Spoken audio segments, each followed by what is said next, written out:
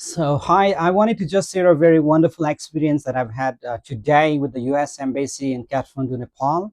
I just came back from the embassy. Like I was telling you that, so it was the event organized by the US Embassy in Nepal for the US Education Advisor, and it's been a wonderful time with me today.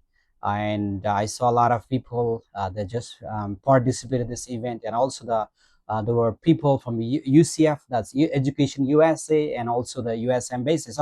And there was also a visa officer, consular officer, and it was a wonderful time that the visa officer, how she explained everything, the requirement, what they're exactly looking for when they're interviewing the students, or the F1 students, especially because they focus on F1.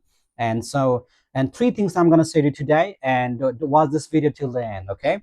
So, so three things that they ask for, they're looking for when they're interviewing you guys. Are they going to come back to their country, Nepal? Are they going to come back after the studies?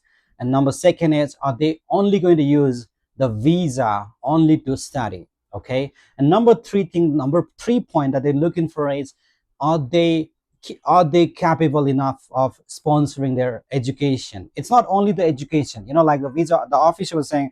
So when the students say, oh, 15,000 the tuition fee, and they feel like they can, they can sponsor, they can afford this.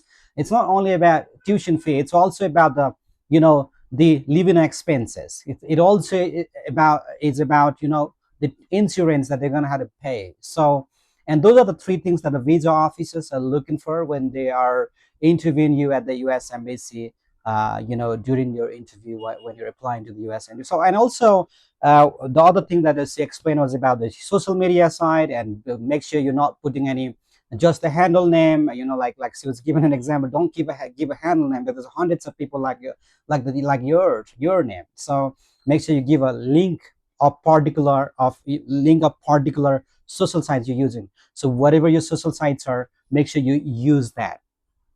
Okay, and you just use it, and either they're on TikTok, Instagram, Facebook, whatever you're in, make sure you give that. And also, the officer don't want you to delete your videos. Like, you created your Instagram back in 2016, and all you have is like a two posts so far, and then you got like a 3,000 followers, and they're not going to actually what they actually encourage you. What I learned today is that you don't want to delete all those, those photographs and everything like that. Make sure you want to keep them, and they're not going to criticize, they're not going to be actually judging just based on what breakfast or what actually kind of clothes you were wearing, like 5 years ago or 6 years ago. So make sure they want to see the authenticity, they want to see the genuineness in a student, when you are applying to your dream destination, in the US. So, and yeah, like I mentioned, make sure you are just sharing all your social medias, and you're not putting any animals pictures on your profile picture, you're not putting any plant,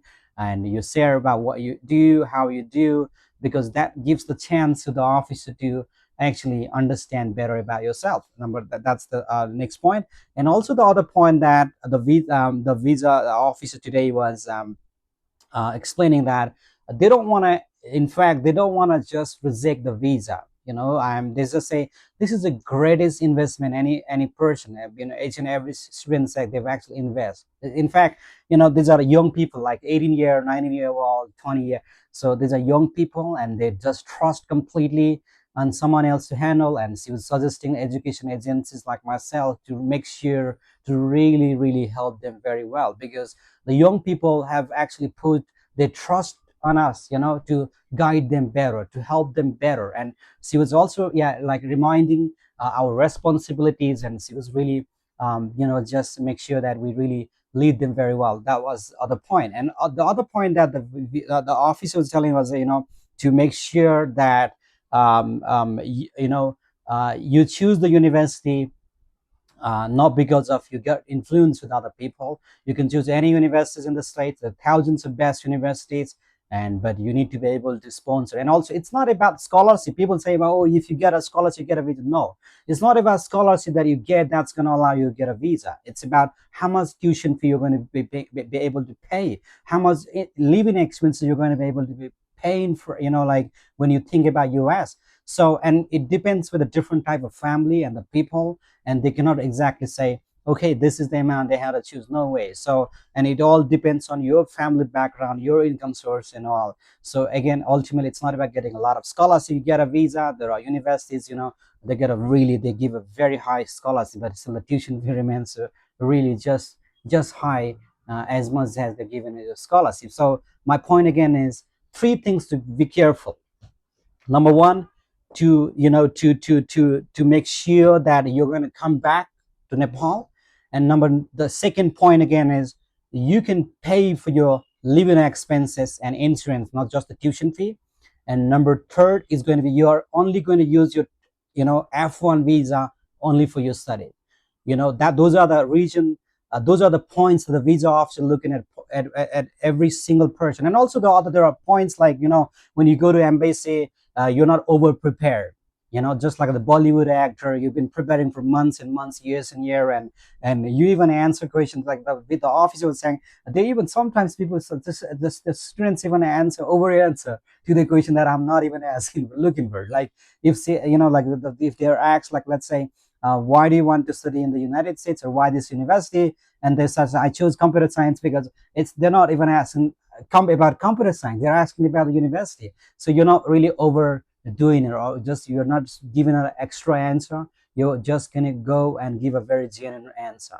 So again, it's not only about confidence, and what the visa officer is saying is it's okay to be nervous, because these are human beings, but it's still they want the genuineness, they want the authenticity, they want the real answer, not the memorized script, or not something that you prepare to act like, you can speak like an actor. So that's not what they're looking for. And like the officer say, it's okay to be nervous. They're human being.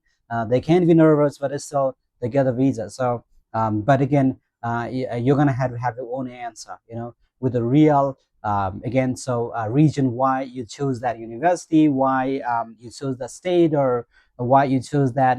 There could be questions and answers, questions based on the like different individuals. So there's a lot. And also I think everyone's aware about the social media, like and also the barcode on the DS1, which actually I think everyone knows that. So the barcode that when you have a barcode on your DS160, it's going to have to actually match in with your visa appointment later, So if it's not true, then if it's not matching, then you're going to be turned away from the embassy. There's no chance. And one common problem that the officer was saying today was a lot of people, they prepare so hard, they've invested a lot of money, and she was like, we don't want to reject them. We know that they've worked very hard. Their families are counting on them. Their friends are counting on them. They've spent a lot of money. They've spent a lot of stressful process. They've gone through all the process. So, and we are very careful. We don't just want to reject them, but they've made a mistake. Like I mentioned, and also one of the biggest mistake, like the visa officer saying that a lot of Nepali students are making is they come with the interview, right? They're prepared. They speak well as well. So, but the problem is, they don't have a correct DS160. It's incompleted. Something is wrong with the DS160. Even a minor thing like a birthday, someone's made a mistake on birthday. Those are the very minor thing that the visa officer was explaining, that students are really getting rejection on. So, which is why this is something I wanted to share with you.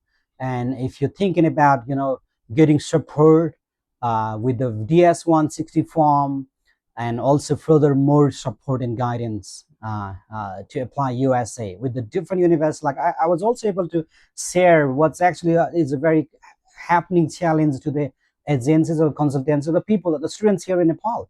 So, and I was able to explain, I was able to share whatever I feel is challenging that's happening, amongst the students and the, a student advisor. And it was a great platform. I was always looking for such a wonderful moment where I could just immediately meet the U.S. Embassy officials, and also the UCF Nepal Education USA, and I could just explain, and I could share the information that would be useful for them as well. And I was able to do that.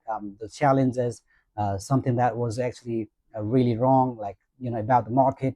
I was able to do that. And also that was a wonderful meeting, and I want to be really thankful, and I want to thank you, UC Education USA, Nepal, UCF, and also the US Embassy Kathmandu, Nepal. I want to thank you so much for organizing such a very wonderful event, because it's been a very, very helpful for the agents like myself.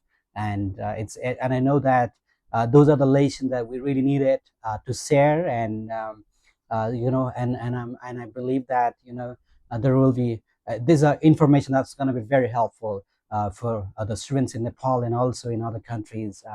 So thank you, US Embassy Kathmandu, Nepal. Thank you very much for organizing such a wonderful event, and thank you for inviting me. I feel very, very happy and blessed to be part of this event. Thank you so much for organizing this. Thank you very much.